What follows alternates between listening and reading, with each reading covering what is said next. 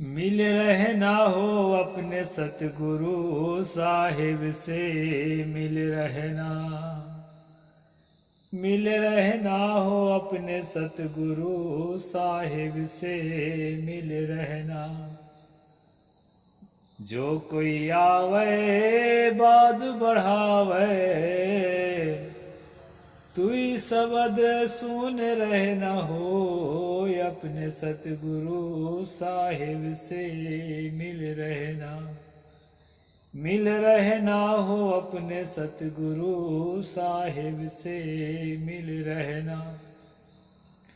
नमस्कार दोस्तों, मैं अविनाश दास रेशनल कबीर यूट्यूब चैनल में आप सबका हार्दिक स्वागत करता हूं। साथियों, यदि चैनल को आपने सब्सक्राइब नहीं किया है तो सब्सक्राइब जरूर करें, शेयर करके अपने सभी ग्रुपों में सभी साथियों तक पहुंचाएं, बेल आइकन को प्रेस करें, ऑल नोटिफिकेशन ऑन रखें ताकि हर नया अपडेट आप तक पहुंच सके।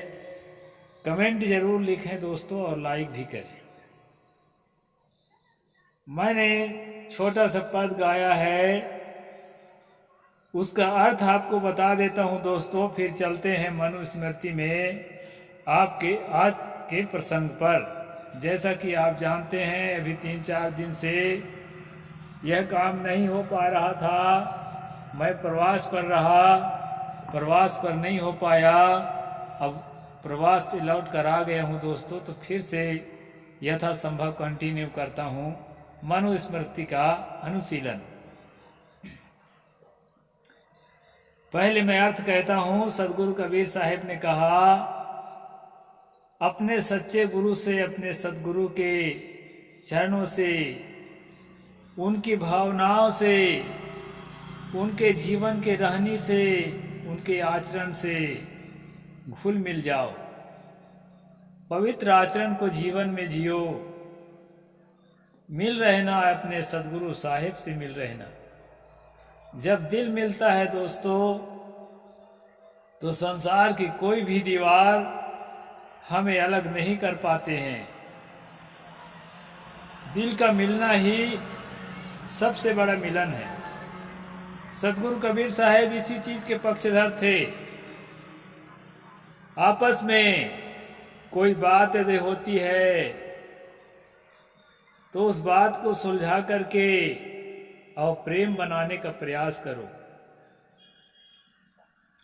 बैर बढ़ाने का प्रयास न करो।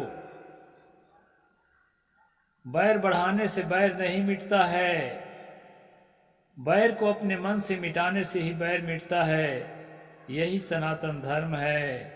इस प्रकार से तथागत बुद्ध ने भी सनातन धर्म की परिभाषा किया था। दोस्तों, प्रेम अपनी जगह पर है, दिल का मिलना अपनी जगह पर है, लेकिन यदि कोई उद्दंड स्वभाव का व्यक्ति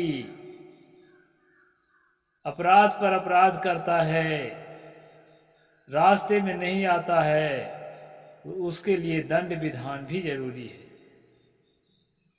इसलिए न्याय की आवश्यकता है, और न्याय होता है सुधार के लिए।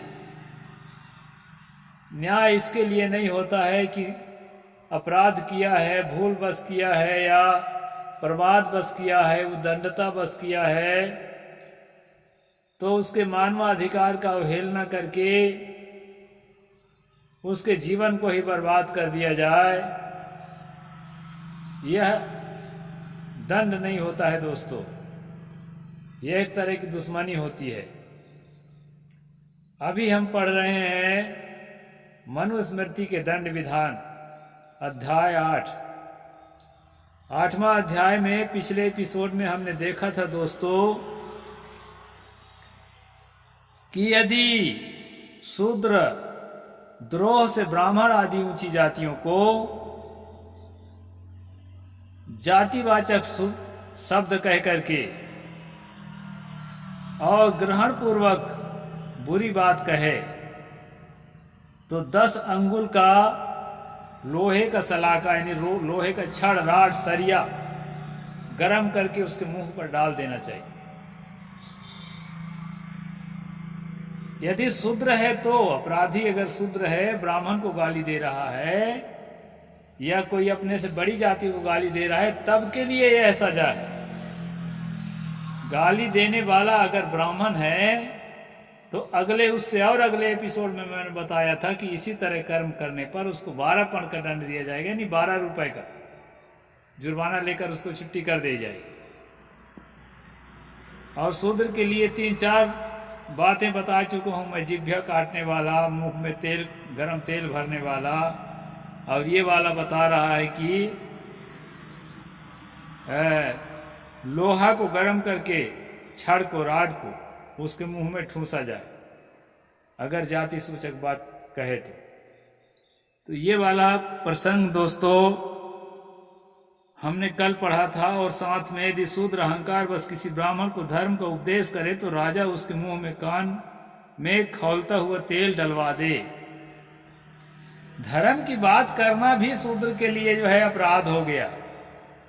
अगर धर्म की शिक्षा देता है, धर्म की बात कहता है, जैसे शंभुक कह रहे थे, धर्म की बात, न्याय की बात, प्रेम की बात, अध्यात्म की बात, उसकी हत्या राम के द्वारा करा दिया गया ब्राह्मणों द्वारा। तो इसी प्रकार दोस्तों यहाँ मनु कहते हैं, अगर धर्म की 272 नंबर श्लोक 8वां अध्याय कहते हैं कि खौलता हुआ तेल जो है उसके कान में और मुख में भर दो, यदि वो धर्म की बात भी कहता है तो। यानी उसका जो है काम जो है ना, टट्टी फेंकना, मरे पशु उठाना, तेल पेरना, कपड़ा धोना, दारू बनाना, जो काम जिसको सौंपा है उसके अलावा जो है धर्म कर्म की चर्चा भी न करे, इस तरह से प्रतिबंध है दोस्तों। तो इस तरह से हम जो है, शायद ये श्लोक कल के पीरियड में हो चुका था, आज हम चलते हैं और आगे। श्रुतम देशम चा जातिम चा कर्म शरीर में चा विथेन वृंदन पादाप्य स्याद द्विशतम दमम। यदि कोई किसी को अहंकार से यह दोष दे कि तुम इस देश में उत्पन्न नहीं हो, तुम्हारे यज्ञोपवीत आदि संस्कार नहीं हुए हैं, तो कहने वाले को 200 पण दंड देना चाहिए। यदि कोई याद दिला दे, कोई मूल निवासी, यानी मनु को भी मालूम था कि ब्राह्मण यहाँ का मूल निवासी नहीं है, बाबा साहेब को मालूम था कि नहीं था, वो तो नहीं लिखे हैं, उन्होंने तो कहीं भी नहीं लिखा है कि ब्राह्मण भारत का मूल निवासी नहीं है। लेकिन दोस्तों 2001 के डीएनए परीक्षण में यह साबित हो चुका है कि ब्राह्मण और उसके समकक्षी कुछ अन्य सवर्ण जातियां भारत के मूल निवासी न होकर के ईरान के मूल निवासी, आर्यन से आने के कारण आर्य कहलाते थे, आर्यन ही ईरान है, बेबीलोन उस जमाने का। तो मनु को भी मालूम था लगता है, तभी ये कह रहा है यदि तुम्हें कोई कहता है कि तुम इस देश के नहीं हो तो उसे 200 पण 200 रुपए का जो है जुर्माना होगा। कह दिया कि इस देश का नहीं हो, भले सच है, तुम्हारे यज्ञोपवीत आदि संस्कार नहीं हुए हैं। यज्ञोपवीत संस्कार हुए हैं कि नहीं हुए हैं, यज्ञोपवीत संस्कार को मानते हो कि नहीं मानते हो, अगर उस यज्ञोपवीत पर जो उंगली उठाता है उसको भी 200 रुपए का जुर्माना देने की बात यहाँ पर मनु ने कहा है। काणम वाप्यथ खंजमन्यम वापि तथा विधम तथे नापि ब्रुवद्धा दाप्यो दंडो कर सापना वरम। 274 नंबर। जो वास्तव में काना या लंगड़ा या लूला है उसे सत्य ही कोई वैसा कहे तो भी चिढ़ाने वाले को कम से कम 1 करसापण दंड देना चाहिए। काना को काना कहे, अंधा को अंधा कहे, लंगड़ा को लंगड़ा कहे, इस तरह से बात करने वाले आदमी को भी 1 रुपए का दंड देना चाहिए। 1 करसापण 1 रुपया जो भी है, करसापण कोई सिक्का है उनका या कोई करेंसी है, तो ये दंड देने की बात उसके लिए कहते हैं। दोस्तों इस बात से तो हम भी सहमत हैं कि किसी विकलांग को चिढ़ाना बिल्कुल भी अच्छा नहीं है। हालांकि पिछले अध्यायों में विकलांगों के जो है खैर नहीं मनाया है मनु जी, लेकिन यहाँ पर थोड़ा सा रहम दिल से बात किया है। मैं कई बार बता चुका हूँ दोस्तों, ये मनुस्मृति है, इसमें दोनों तरह की बातें रहती है। उसी बात को यहाँ मंडन करते हैं, अगले किसी पृष्ठ में उसी बात को फिर खंडन करने लगते हैं। ये इस किताब की खासियत है। मातरम पितरम जाया भातरम तय तनय गुरुम अक्षारं क्षतम दाप्य पंथानम चात गुरु। जो माता पिता पत्नी भाई बेटे और गुरु को पातक लगाकर निंदा करे या गुरु को आते देख मार्ग से न हटे, उसे 100 पर्ण दंड देना चाहिए। गुरु अगर रास्ते से आ रहा है और अकड़ के चल रहे हैं, आप रास्ते से नहीं हटे, या माता पिता को भाई बेटे को पापी इत्यादि कह रहे हैं, तो उसके लिए भी 100 रुपये का दंड जो है यहाँ पर दंड विधान में मनु ने निर्धारित किया है। ब्राह्मण क्षत्रिभ्याम तु दंड कार्यो बीजानता ब्राह्मणे सहसः पूर्व क्षत्रिय त्वे मध्यम।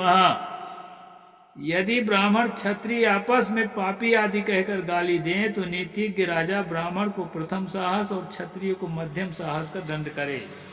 ये प्रथम साहस और मध्यम साहस जो है, 1 रुपया के बाद जैसे 100 रुपया होता है दोस्तों, इस प्रकार का उसका जो है हिस्सा है, यानी कि उसका मान है। यदि ब्राह्मण और क्षत्रिय आपस में एक दूसरे को पापी कहें तो ब्राह्मण को जो है 100 रुपये का जुर्माना लिया जाए और उसी पर क्षत्रिय को 200 रुपये का लिया जाए। इस प्रकार इसका अर्थ किया जा सकता है। ये प्रथम साहस और मध्यम साहस ये उस समय की कोई करेंसी है। विड शूद्रोवमेव स्वजातिम प्रतिम तत्वतः छेदवर्जम प्रणयम दंडेसिति विनिश्चय। वैश्य और शूद्र भी इस प्रकार आपस में गाली दें तो पूर्वोक्त दंड की व्यवस्था करे, अर्थात वैश्य शूद्र को गाली दे तो उसे प्रथम साहस और शूद्र वैश्य को गाली दे तो उसे मध्यम साहस का दंड करे। यानी कैटेगरी के अनुसार वैश्य को भी थोड़ा सा राहत दिया है।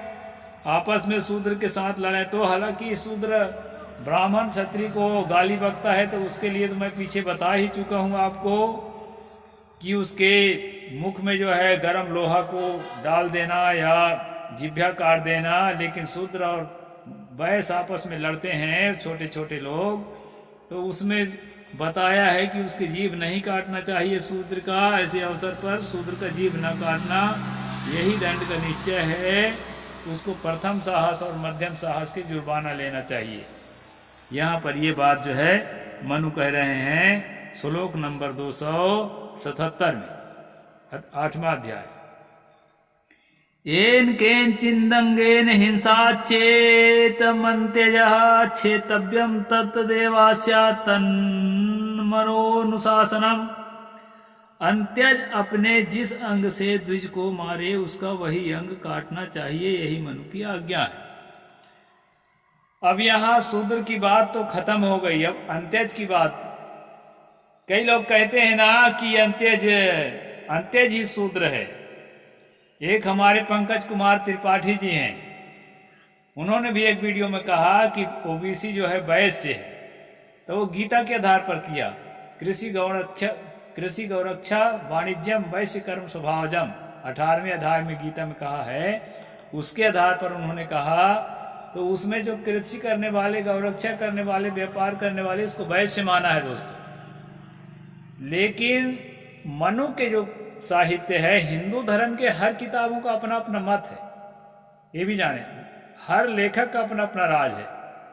मनु के स्मृति में जो अंत्यज है उसको शूद्र नहीं माना जाता है। अंत्यज आज के जो ST/SC हैं, जो अछूत वर्ग के थे और जो जंगल जीवन जो अपना चुके थे, ब्राह्मणों की प्रताड़ना के भय से, शहरी जीवन नागरिक जीवन से वंचित होकर के जंगलों में भटकने लगे थे, जिनको आदिवासी की संज्ञा दी जाती है। आदिवासी और अछूत जो शहर के दक्षिण दिशा में बसा दिया जाता था और जिनको जो है छाया छूने के लिए मना था, कमर में झाड़ू बांधना और गले में हंडी लटकाना, ये सब चीज की सजा जिनको दिया गया था, दोस्तों उसको अंत्यज कहा जाता है। तो अंत्यज और शूद्र अलग अलग हैं। गुलामगिरी में राष्ट्रपिता ज्योतिबा फुले ने शूद्र और अति शूद्र कहकर के इस बात को लिखा है। तो अभी ऊपर हमने शूद्र के बारे में पढ़ा है, अब अंत्यज के लिए क्या सजा है गाली देने की या मारने की, उसके बारे में भी अगला श्लोक में हम देख लेते हैं। इसमें कहा है, अंत्यज अपने जिस अंग से द्विज को मारे उसका वही अंग काटना चाहिए, यही मनु की आज्ञा है। अगर कोई दलित या आदिवासी हाथ से किसी को मारता है तो उसके हाथ काट दो, पैर मारने के लिए उठाता है तो उसके पैर काट दो। इस प्रकार उसके लिए और भी कठोर दंड विधान है दोस्तों। तो ये दंड विधान का सिलसिला है। आगे मैं और जो दंड विधान है उसको कल बताऊंगा। आज जो है यहीं तक बताऊंगा दोस्तों। मनु का दंड विधान बहुत कठिन है और विषमतापूर्ण है। उसी अपराध में ब्राह्मण की अलग सजा है, उसी अपराध में शूद्र की अलग सजा है, उसी अपराध में अति शूद्र एसटी एससी की अलग सजा है। इस प्रकार जो है इनका सौतेला व्यवहार वाला कानून जो है चल रहा है 8वां अध्याय में, और उसको मैं एक्सपोज करके आप सबके सामने रख रहा हूं। तो जो पिछला एपिसोड न देखे हों जरूर देखें दोस्तों, और अपने साथियों तक भी पहुंचाएं ताकि हम स्पष्ट रूप से समझ सकें कि बाबा साहेब ने आखिर मनुस्मृति को क्यों जलाया था। साहेब बंदगी। जय भीम, जय जोहार, नमो बुद्धाय, जय भारत।